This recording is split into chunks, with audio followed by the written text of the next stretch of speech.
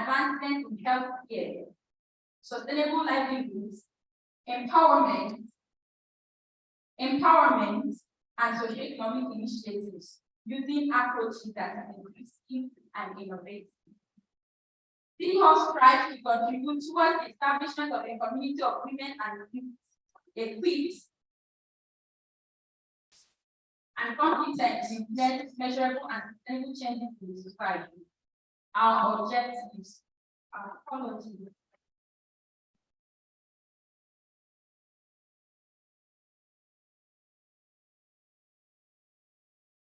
Our objectives: 1, to facilitate improvement of reproductive health rights amongst women, children, and people in low-resource communities, relying on available and verifiable data.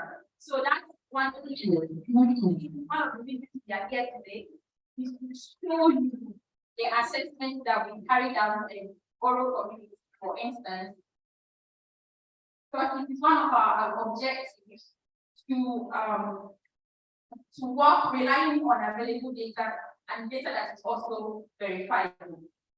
Second, one of our objectives is to enhance citizen participation in advocacy and policy engagement for social development, health education, and sensitization.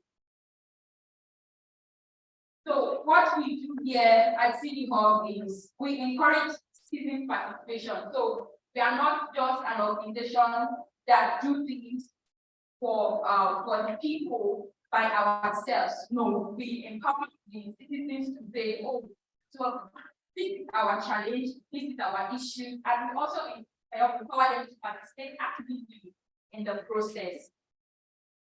The next thing we do is our objective also is to empower women, children, and youth positively in society by supporting them to improve their standard of living through capacity building in different social development areas, such as training in sustainable and innovative entrepreneurial practices and skill acquisition programs.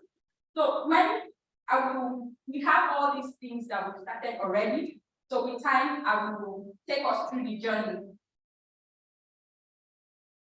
The next objective of the organization is to promote the education of indigents on their health rights, fundamental human rights, and other social policies that affect their socio-economic status. The next objective of SieDi-Hub is to promote social justice for the marginalized population, especially for vulnerable groups who are exposed to gender-based violence and abuse, supporting them to get access to healthcare, legal, and psychosocial services. The next thing we do at SieDi-Hub is to engage in charitable activities aimed at contributing to the improvement of the quality of life of people in the rural and suburban communities through the advancement of capacity development and inclusive policy engagement. Our core values at SieDi-Hub. Number 1, we value teamwork. That is why we are all here. We value confidentiality. Some cases we do not spread them out. Do no harm with our policy, even in the work that we do. We value equity and inclusion. Everybody matters. We value partnership and collaborations. We've been enjoying the partnership and collaboration of the Ministry of Health, the Abia State Primary Health Care Development. We appreciate you greatly.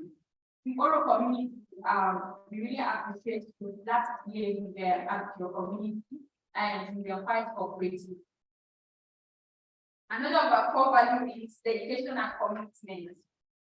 We also have trust, evidence-based.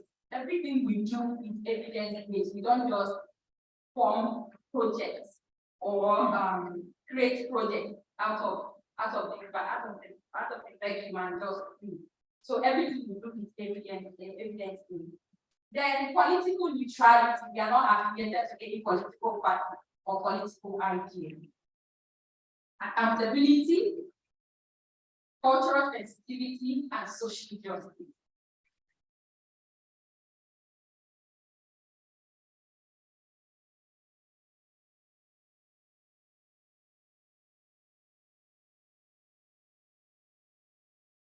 Highlights of the programs we did in 2022.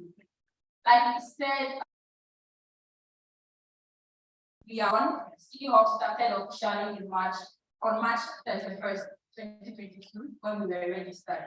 However, our unveiling was done on June 16, 2022. On June 16, 2022, at Bigger Hope Hall, Umuahia, Abia State, we held our unveiling ceremony, which we tagged Unveiling an Innovation Hub, working towards inclusive development. From that journey, from the unveiling, we started our journeys. And so far, these are the programs we have engaged in so far. First is the Transforming the Opportunity Youth Project. What that project is all about is a social education and foundational skill development project designed in partnership with Empower Next Generations, train and empower school dropouts between the ages of 18 to 24 in Abia State, who are facing barriers to education and career advancement. What that project is about is youth who are school dropouts due to maybe the financial capacity of their families, maybe whatever reason that made them school dropouts here in the state. We have this Transforming the Opportunity program for them. So what we did last year at the base of the at the foundation, the base of the project was we engaged them. We engaged these people, these young people, aged 18 to 54, to know what made them to drop out. Secondly, what is their level of education? So when we did that, like I mentioned, that was evidence-based. So when we did that, the assessment, when we did that, that was how we got to know. Some of them stopped at primary school, some stopped at secondary school. So that way, any intervention that's being designed will start get them specifically. So that's what we do as SieDi-Hub. We do not just bring them together, yes, they are young, age 24, and design intervention for them. No, we still stratify them according to their educational qualification. The next thing we do with the program is the program trains them.